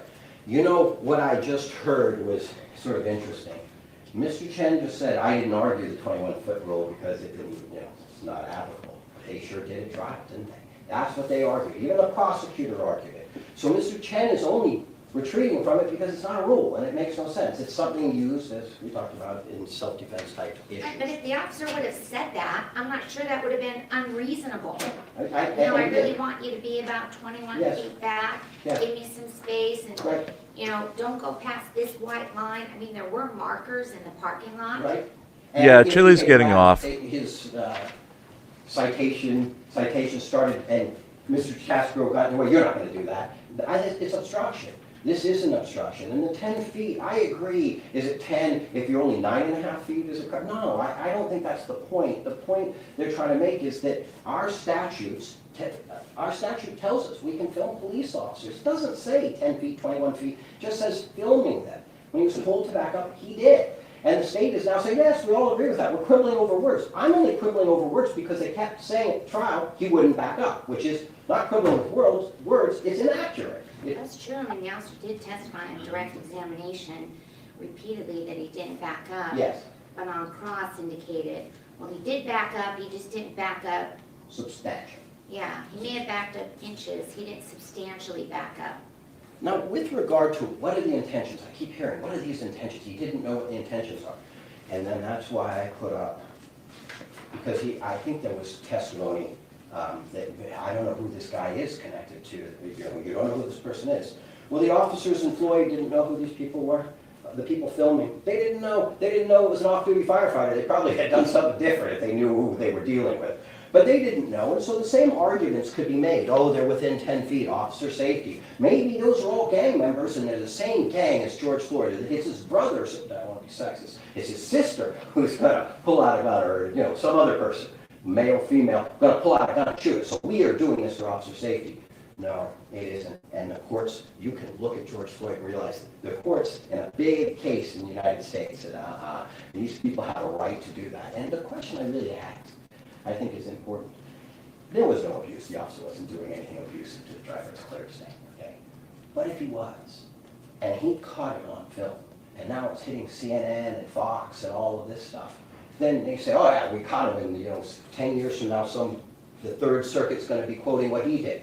But he didn't catch them. So is that the standard? Can we film police officers? But if they're not doing anything wrong, and I'm using obnoxious language, then I can be arrested? Is that what the standard? It isn't, Judge. The application... You're allowed to be annoying. I'm sorry? You're allowed to be annoying. You're allowed to be annoying. You're allowed to say, You're allowed to be obnoxious. Yeah. And I glasses are going to fall off her face. In front of judges all the time. We appear in front of juries. We're trying not to... You don't want to be obnoxious. It won't help your case. It won't help that. But I recognize this is some cornerstone. It's a foundation of our nation. The resisting. Did you notice the officer said, oh, when this resisting is happening, my body cam all of a sudden doesn't go out. He testified he never resisted. And you can see it on him. He tells him, don't do it. The officer really grabs him hard. And then he's like, okay, I'm walking. You even see him with his camera. I'm walking back to your car. There's no resistance. And you see him bend his arm away. You see him stiff arm him. So fuck you when you're not seeing resisting, you fucking lying cunt. Yeah, Chille testified to the resisting. He said, I put my arm up to block him. Yeah, Orum's got this judge eating out of his hand. Okay. You guys need to calm down, right? I'm perfectly calm. This is what appellate judges do, right? What they're trying to do is, you have a statute. How do you interpret the statute? Where are the boundaries? And so what she's trying to do is elicit to them, what are the boundaries? What's the far outreaches of the statute that you're trying to apply? So that's why she's asking questions. She pushed back on Orem to start with, right? Right? When she said 21 feet isn't unreasonable. Right. Right. And that he backed up a couple of feet when he first was told to back up, but then was repeatedly told to back up and said no. Yes. Then, yeah, that's when that negligible initial backing up becomes a non-issue. Right. Shuggy, yes, the judge has seen the trial video and the evidence. Yes. She's already seen all of this. Yes. He does say, you can't do this to me. Call your supervisor. But they get him in handcuffs, and there he sits. By the way, the state didn't ask for him to sit there. Agnes Lexis asked for a suspended sentence, and Judge Zimmerman decided to give him the maximum. He's been in there 4.5 No, months. she did. He gave him the halfway He point. gave him the half. I kind of wonder. But he's being a lying fucking cunt. He's being and a defense misrepresenting the facts. Yeah, he's being a defense lawyer. 3 months on each count. Oh, you're right. Okay, you're right. I stand corrected. For whatever reason, I guess misdemeanor 6 months, 6 months. Yeah. So she gives him. But the state didn't ask for that. They asked for concurrent 90 days suspended. It goes to show what really happened. There were so many different errors, and I can tell the court has a good handle of this. Judge, there is no resisting. It was an unconstitutional arrest. The man should receive the benefit. I mean, we have a beyond reasonable doubt standard. We can look at Wilson. How does he say there was no resisting when he fucking blatantly resisted? In a bad murder case where they're saying, well, what is physical conduct or contact? Because that's what Wilson said. And they're struggling with it because they don't even, because there is no physical contact. Backing up and filming and then pulling out a second camera, it's not physical conduct. There's nothing physical. No, batting the arm away, stiff arming him was the physical resistance, you fucking dickhead. Maybe we understand. It's not. Yeah, you can understand. I can understand. Okay, and it kind of comes out of nowhere. It's out of nowhere. It's, who wants to be called names? But that's what the courts are all saying. You've got to ensure this. Our citizens have a right to do this. And it also keeps our police, these auditors, do help in some way because sometimes they prove police are doing, if there was an auditor on what he did, and that one was like, oh, he was saying these things to me. No, he wasn't. If I'm not a witness to it, no, he isn't. And the video shows that if somebody was filming it, he wasn't doing anything wrong. So some false allegation by some crazy lady, okay, it helps them sometimes. And also sometimes it catches bad police officers. Here, what we have is a situation where you have a right to do it. And so for those reasons, I ask that you grant the appeal and reverse this man's conviction. Anything else from the state? I would only briefly say that in the Floyd case, no one was arrested. That's what the distinction is there. So people were allowed to film the encounter, and obviously other things happened from that case. But the issue is not that they were filming, that no one was arrested there. And the case law makes it clear in Lisenby and other ones, if there's a probability of substantial harm or death, then individuals can actually interfere and it wouldn't be obstructing. So the case law, I just want to point out that distinction, but otherwise I have nothing else. Okay, so this time the court's going to grant the appeal and reverse the convictions based on its First Amendment protected conduct. And Mr. Orm, you can prepare the order. Yes, ma'am. Thank you very much, John. And that's it. I told you.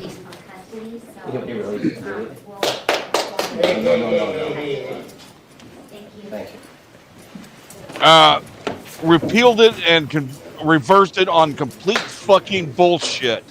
Yes. Chille will be out tomorrow. Andy won't be able to stop getting him to fucking... See, I was right. Jeez. Oh, yeah. It'll be That is an arrestable offense. unreal. Wait a minute. What was that he's talking about, an arrestable offense? The guy stood up and started cheering.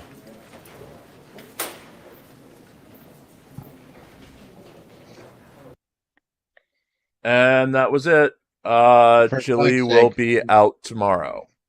For fuck's sake. So I will probably be sued tomorrow for my First Amendment. I betcha.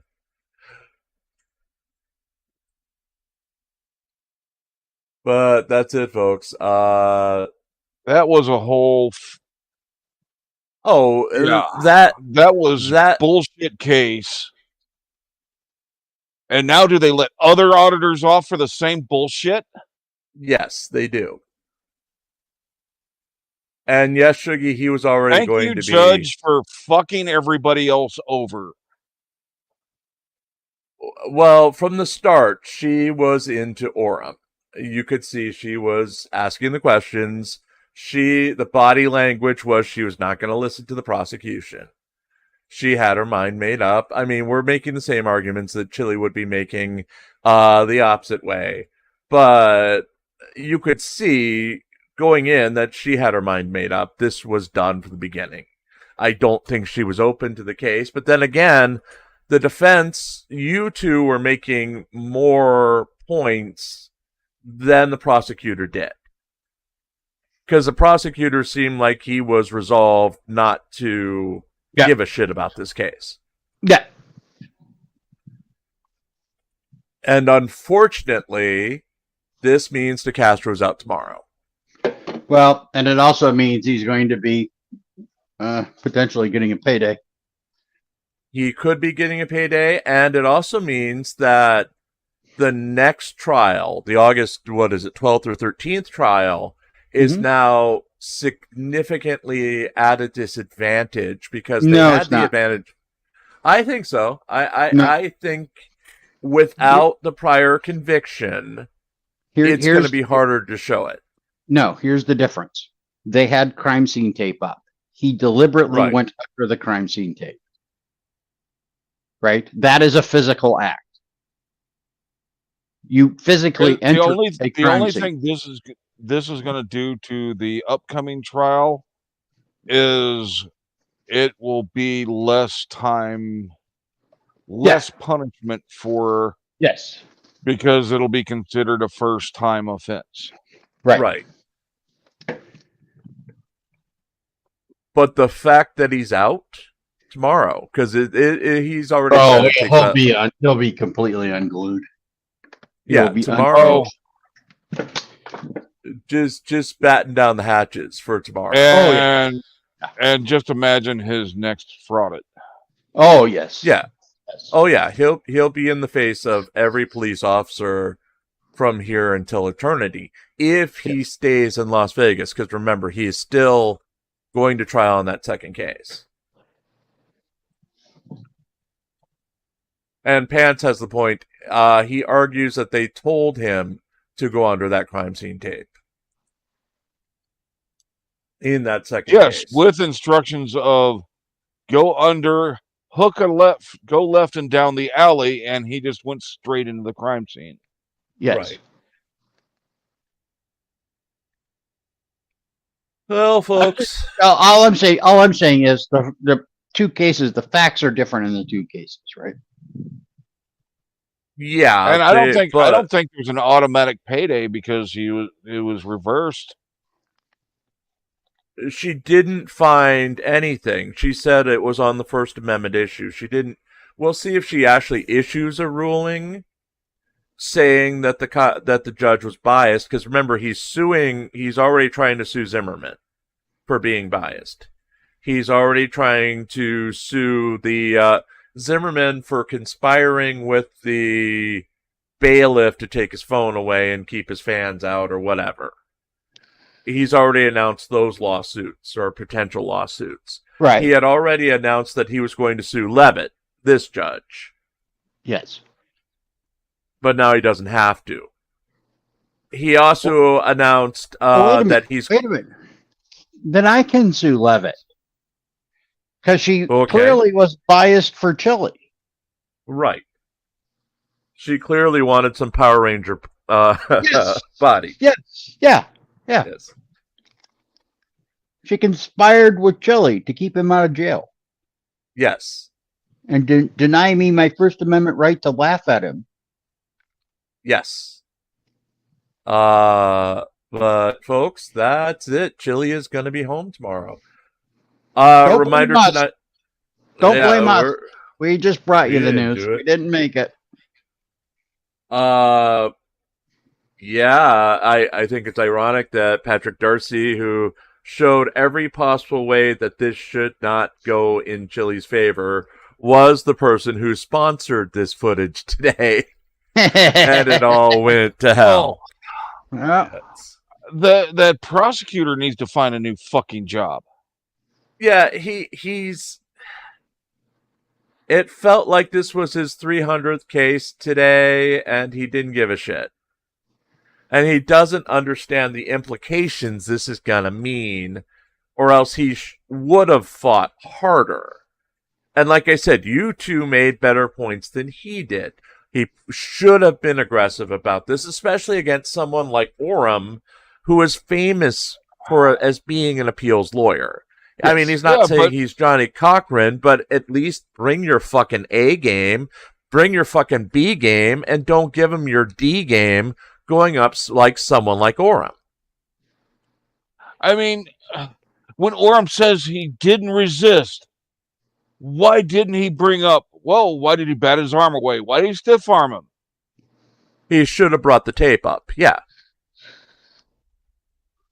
Instead, that judge went by, he backed up 2 feet, so the officer was wrong there, and the officer did not say enough how far he should have gone. So by showing that Chille backed up 2 feet, well, that's what the officer said to do. So he can record from anywhere now. Chille's going to end up being so obnoxious that he'll probably get shot by a cop at some point. That's just my gut feeling. That would be bad. Oh, that would be bad. I mean, I'm sorry. I'm supposed to say that would be bad. I would really like Chille to actually meet a tyrant cop that... Oh, I would too. Yeah. Now, the other question... Here's what I would like Chille to meet. The alcoholic drug addict cop who has so far in debt that he has no way of getting himself out, has had really strong disciplinary problems. So by the time the guy does something to him, he has nothing to sue for because he's judgment proof. Right. Meet that guy.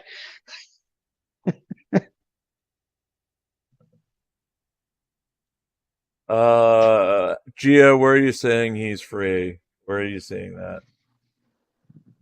Because he is going to be free. Well, no, Chille himself was saying it takes up to 24 hours to actually be released. He wasn't going to go home immediately. Yeah, you have to be processed out of the jail.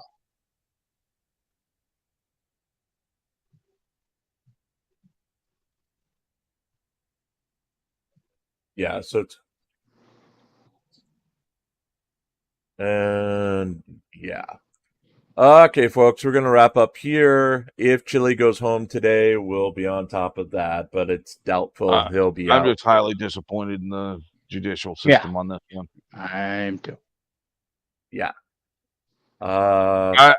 If they would have actually put up arguments and still won, the Chille still won, I wouldn't be near as pissed. Right. But they didn't even try. But everything Orem said was just fine.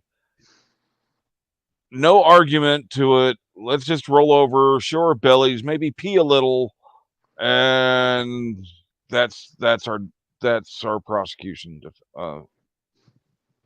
Yeah. They seem to be like, we're just going to rely on our brief.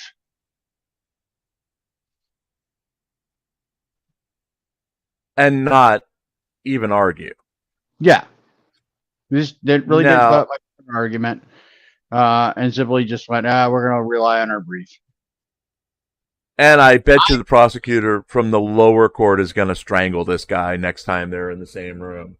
Oh, I think what I think is, I think it would have gone, I think Bork could have helped himself had he told Chille to back up to a certain spot.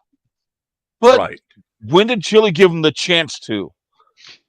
He tells him to back up and immediately Chille's arguing with him. So it's not like he can follow up with back up 21 feet. You can't, he could have, because you see it all the time in traffic stops with soft sits, right? They immediately start in on the script, right? And number of officers simply just continued to go license and registration, proof of insurance. Right? So if Bork would have said, back away from the driver, I want you to go over to that spot over there. Right? And Chille only backs up a couple of feet. I think he would have had a stronger case. That's all I'm saying. What I'm trying to get across is, I think, is what should happen with the police is to give better, clearer instructions in this situation. So can Chille just climb in the car with the driver next time? No, but he will be much more reckless coming up if he takes this that way. On the other hand, Chille has been saying that he's going to completely change his approach because now he's going to be in politics. And he is going to be passing the bills that's going to strip judges of their judicial immunity, cops of their immunity, and presidents of their immunity. Because his constitutional amendment is going to happen. Oh, okay. Yes. That was part of, I think it was number 1 yesterday and not number 2. Because he released 2 statements yesterday. All of Chille's statements are number 2. Well, of course. And this is right after I fixed the freaking countdown on my website, which had come down the other day because that one had been discontinued. I fixed it this morning, updated it, and now I have to take the damn thing down. Lord. I blame you. I blame had you left it up that way, it would have gone a different way. I didn't take it down till a second ago, but they discontinued that plugin. So I was like, what the hell? At least Chille's only getting out 18 days early. Yeah, True. But now can he go after the state for locking him up unfairly for those? It's not an automatic. That is not an automatic. Yeah, now, mind you, he's already suing the state in the other case, which he says is going to be a slam dunk victory now that it's been reversed. Even though what was left, use of force was the only thing really left, and he still hasn't given any evidence of that, or of his surgery, or of all the stuff he's claiming. He hasn't proven that at all. Right. So, yeah, we'll see. Anyway, folks, we do have to, let's wrap it up here and get out of here, because I have to go record the newscast, which is now going to be completely different from what I had planned. We'll see you again. Guys, do you feel like being on the panel when we play back stuff tonight? Let me get back to you on that one. Okay, no big deal. I'm just asking. Yeah, I'm gonna have to update the Chille stories. Get those in. Otherwise, we are going live with our watch party for the news at 6:30 p.m. tonight, and that'll be that. Take care, all. I don't feel like playing the end credit theme, so we'll talk to you later. We're depressed. Yeah.